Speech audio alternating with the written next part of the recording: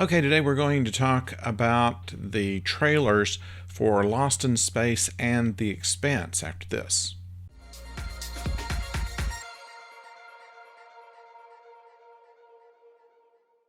Hello out there, I'm the oldest nerd, and we've seen the trailers for Lost in Space and for The Expanse. Both of these programs are going to be released in December, and in doing so, they will also be released in their entirety, which is good for binge watchers. Although I was reading an article recently that said that binge watching may have had its day, and that a lot of program producers are kind of disappointed by the fact that you can watch an entire show in a day or two and then you're left for months without any contact with them. It doesn't seem to flow through well for them.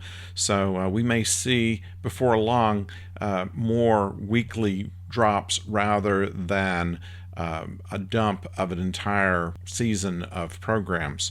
And I don't know what I think about that, but we'll ask what you think about it in the comments. Meanwhile, we have the trailers for Lost in Space, which is linked down below. Also, the trailer for The Expanse. Both of them are going to be dropping the entire season in December. Lost in Space will be dropped on December 24th, Christmas Eve, for your holiday binging, and The Expanse will be dropped on the 14th of December. This is going to allow us to see season 4. Now, up to this time, The Expanse has been seen as a sci-fi program, and Sci-Fi had to drop the show for one reason or other, and has since sent it over to Amazon.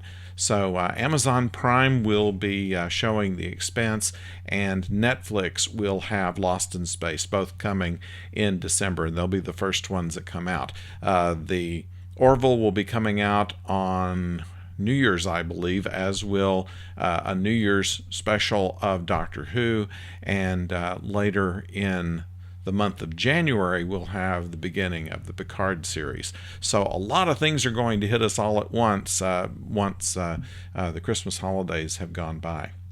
But let's talk about, first of all, Lost in Space. And in Lost in Space, there's only about a minute in their trailer. And in it, they are in kind of a search for the robot. As you recall, at the end of the previous season, that they were able to leave the planet that they were on, and they sacrificed the robot and were able to get together with all the other colonists, but then they went into some kind of rift and are now in an unknown part of space. And they think that they may have gone to where the robot originally came from. And in the trailer, it seems that the main plot is going to be trying to find out what happened to the robot and getting back with him. So that is going to be an even more Will Robinson-centric season than the first one was, not unlike the TV show. Dr. Smith is still with them with some kind of, no doubt, underhanded plan to try to thwart whatever is going on that's anywhere positive. So that's Lost in Space, and like we said, Lost in Space will be coming up on the 24th of December. Now, coming up earlier on the 13th will be season 4 of The Expanse. And right at the end of season 3 in The Expanse, what we saw was a number of portals that are opening up that are serving as gateways to other solar systems. Up to now, it has been very scientifically plausible in The Expanse, where all of the civilizations that we've seen are either on Earth or on Mars or in the asteroid belt that's in between.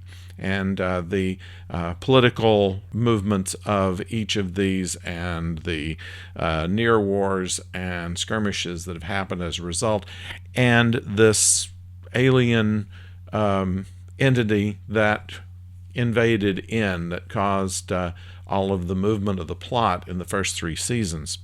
However, now with these portals, they're able to go out and do a little more exploration than they have before. And in season 4, what's going to happen is the crew of the Rocinante are going to go through one of these portals, and they're going to end up on a world called Ilus. ILUS. And on Ilus, it'll be the first time that our people, our UNN and our MCRN people who have traveled through space will know anything other than their own civilizations, which were all based on Earth. So this will be the first time we actually see aliens, and so it should be interesting as to where they have what they're having. Also, all of the fights in the Expanse have been over resources. Mars and the Belt need the resources of the Earth. The Belt needs some resources that Mars has, and so that has caused a lot of the political tension. And in the way that they have discovered this new civilization, if you will, it's also full of the kind of resources that they need, almost in the way that the explorers who thought that Europe was the entire world and maybe part of China and had no knowledge of the Americas. That's how they're approaching this. These are the early explorers, and finding out that what they're encountering is a world like Ilus, which is very rich in the resources that they've been fighting over for all this time previously. Anyway, like the other shows in The Expanse, they will be following the book, but not quite as closely. The first 3 books are what the first 3 seasons were based on. The 4th book, which was called Cibola, is going to be a little more loosely followed, because they want to keep some of the characters that carry over from the first 3 seasons, and they would have different fates in the 4th book. So some of these will cross over and change kind of the premise of the books, but generally speaking, they'll hold to the same general outline of the books. So far, as we've seen on The Expanse, it has been arguably the best science fiction that's ever been on television.